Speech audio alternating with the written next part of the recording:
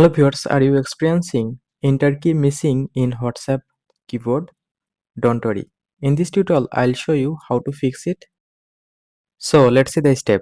For solving this problem, first of all, tap on back button and then tap on three dot icon. Now go to settings.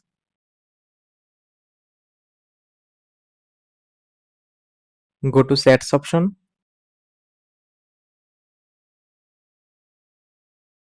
Now here you can see enter is send option.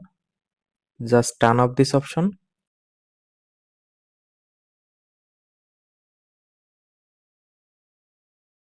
After turn off this option, now go back to chats